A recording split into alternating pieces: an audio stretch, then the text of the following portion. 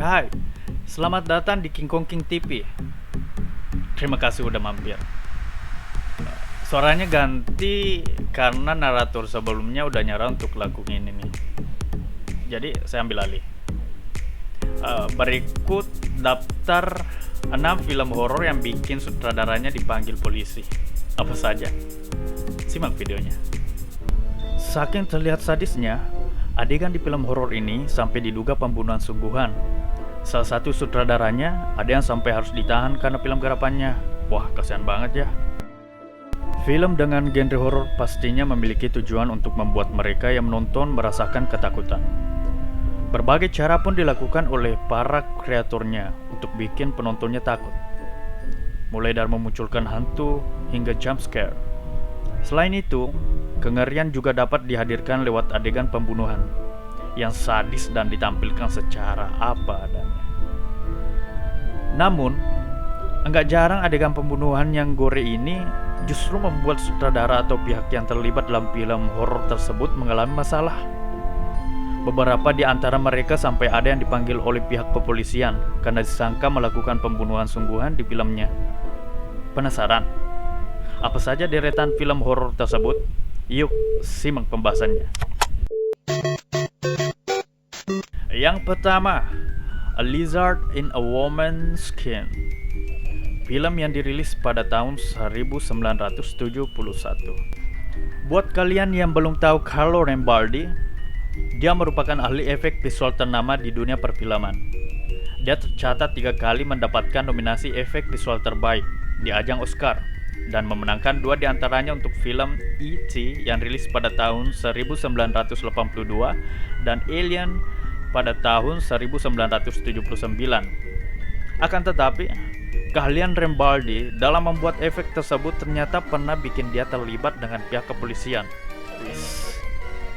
Dalam film horor A Lizard in a Woman's Skin, ada sebuah adegan di mana beberapa anjing terlihat dibelah menjadi 2 dengan bagian kepala yang masih bergerak.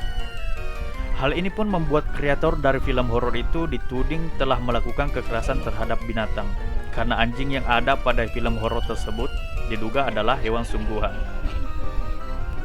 Untuk membuktikan bahwa mereka nggak bersalah, Rambaldi pun membawa sejumlah anjing mekanik yang menjadi properti dari film horor tersebut ke pengadilan.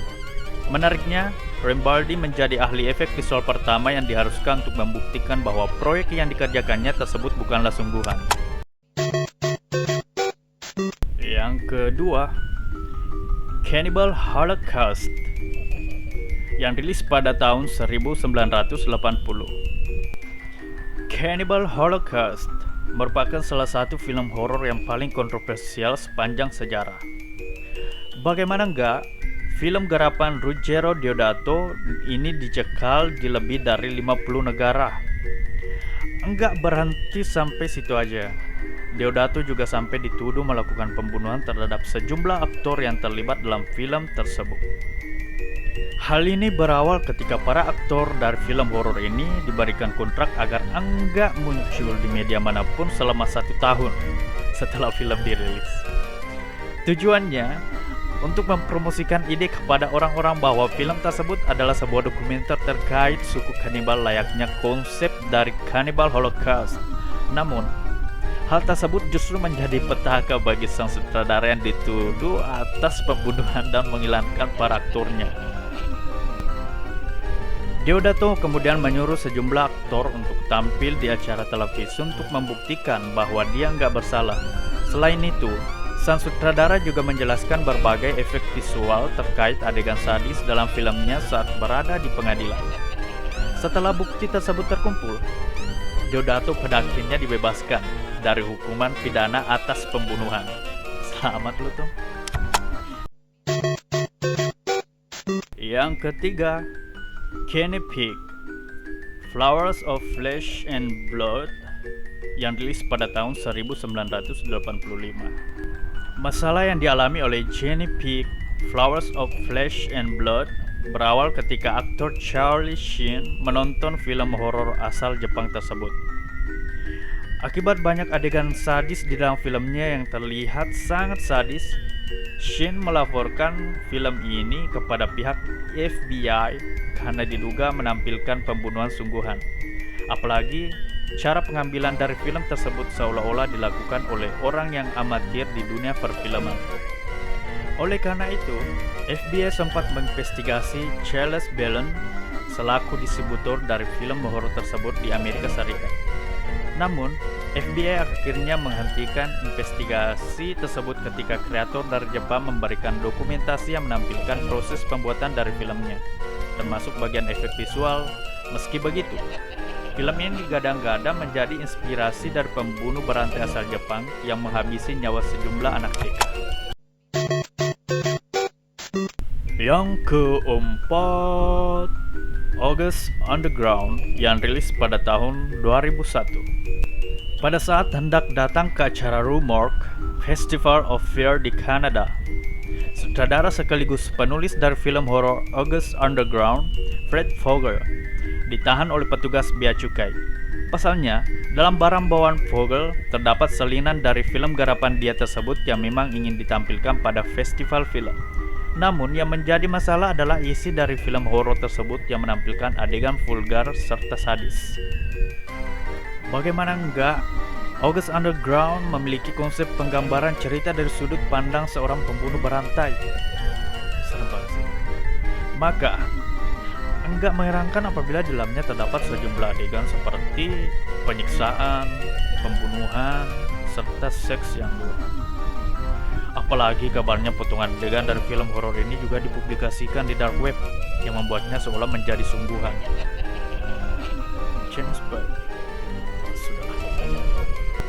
Meskipun sempat ditahan selama 10 jam di penjara bea cukai, Vogel akhirnya dibebaskan. Namun salinan dari film horor miliknya tetap ditahan untuk dilakukan investigasi lebih dalam lagi.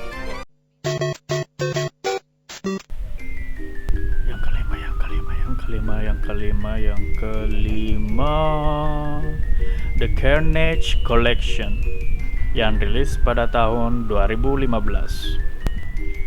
Permasalahan yang dialami oleh The Carnage Collection sebenarnya enggak terlalu berbeda jauh dengan yang dilakukan Charlie Sheen kepada Kenny Peek.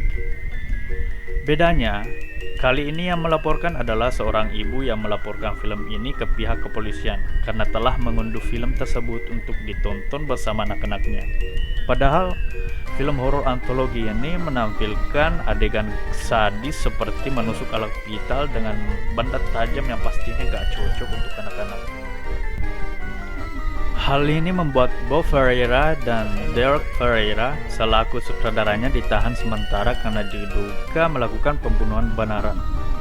Lalu, meskipun tuntutan dari sang ibu sudah dicabut, mereka juga tetap ditahan oleh pihak kepolisian berdasarkan undang-undang lama di Amerika Serikat yang melarang materi cabut. Pada akhirnya, mereka berdua berhasil lepas dari jeratan jeruji besi setelah membayar denda sebesar $20.000 atau sekitar 295 juta rupiah. Yang terakhir, House of Cards gak dirilis. Berbeda dengan sejumlah film yang sudah saya sebutkan tadi yang mengalami masalah setelah dirilis, sutradara dari House of Cards justru ditangkap oleh polisi saat memproduksi filmnya. Dalam naskah yang dia tulis tersebut, ada sebuah adegan di mana seorang pria dibujuk ke sebuah ruangan dan kemudian dibunuh. Adegan yang ada di naskah ini pun kemudian dibawa ke dunia nyata secara harfiah oleh Twitchell dengan cara membunuh cowok bernama Johnny Altinger. Seramnya, walaupun Twitchell telah dipenjara seumur hidup setelah kasus tersebut, dia tetap menginginkan rekaman pembunuhan Altinger untuk dipublikasikan menjadi film. What the fuck with this guy?